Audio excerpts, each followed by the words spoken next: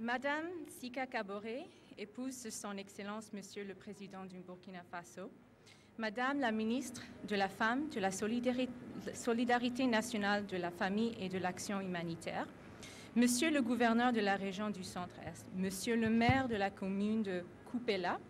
Mesdames et Messieurs les partenaires techniques et financiers, les PTF,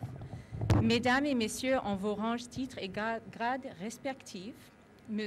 distingués invités, Mesdames et Messieurs, chères filles, femmes, épouses, mères, grand-mères de Burkina Faso, bonjour.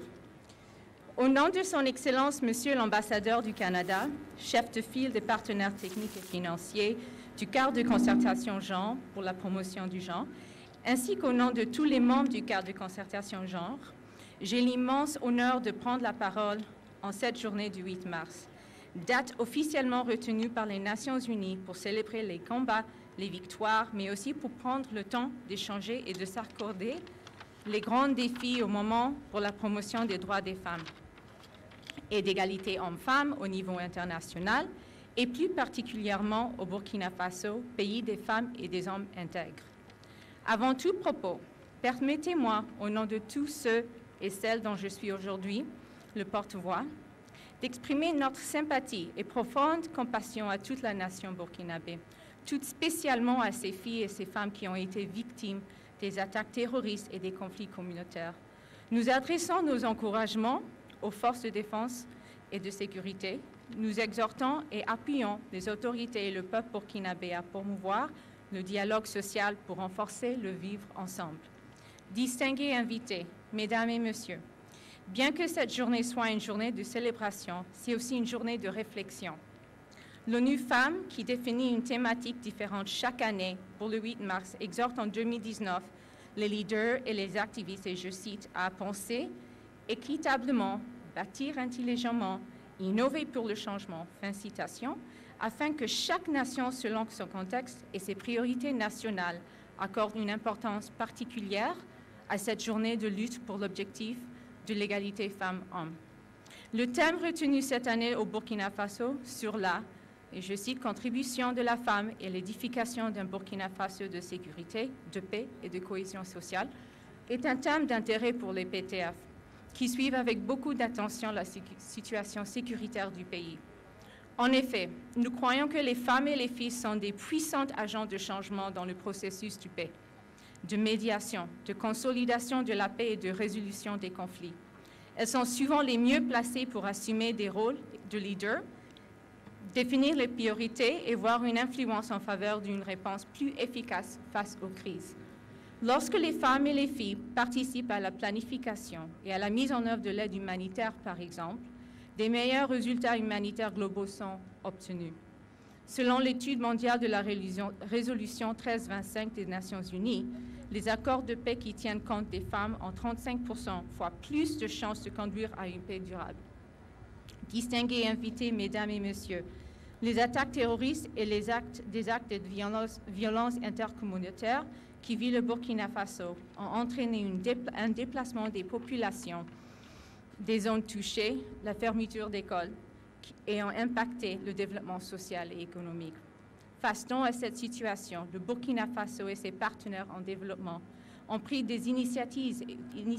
et mis en place des mécanismes afin de contribuer à préserver la paix et la cohésion sociale. À titre illustratif,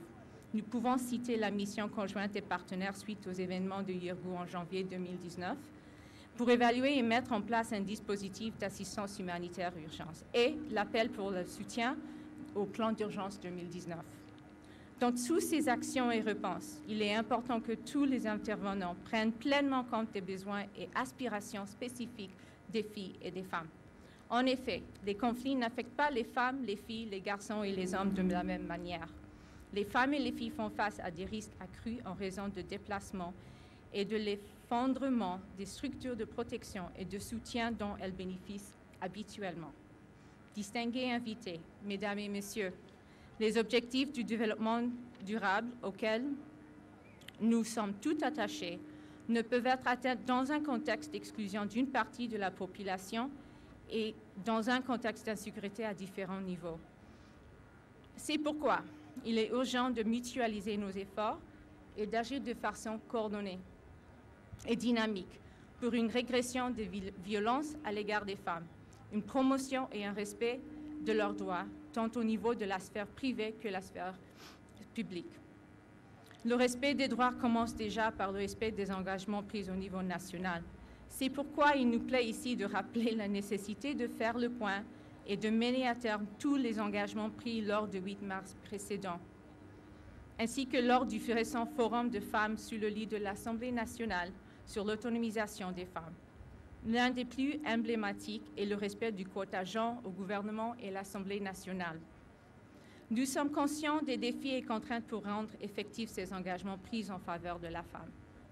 Nous saluons les autorités burkinabées pour tous les efforts consentis en faveur de la promotion de l'égalité hommes-femmes.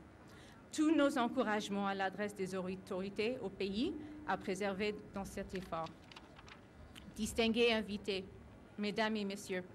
avant de clore mon propos, je voudrais saisir l'opportunité de cette tribune pour réitérer les engagements des partenaires techniques et financiers